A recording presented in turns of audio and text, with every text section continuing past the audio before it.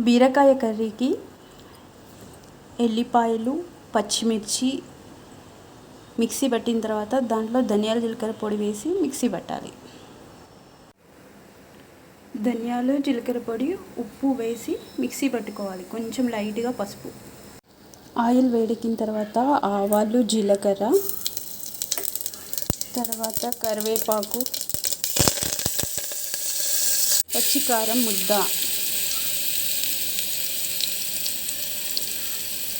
పసుపు వేసి అవి వేగేంత వరకు కలపాలి.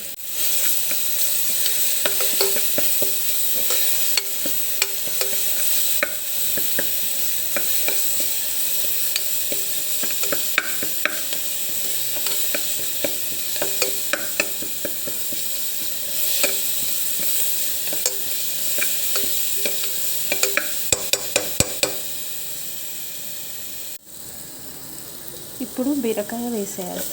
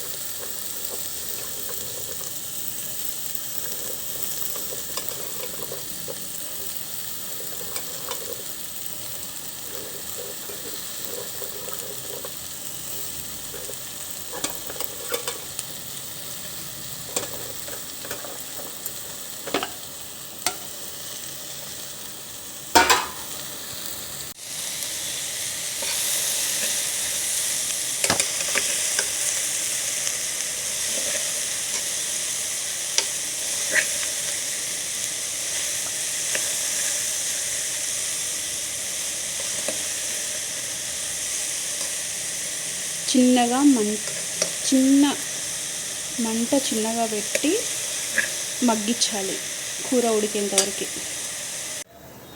ఇప్పుడు కొంచెం ఉప్పు వేసి కలియదిప్పుకోవాలి. కొత్తిమీరతో గార్నిష్ చేసుకోవడం. బీరకాయ కర్రీ రెడీ.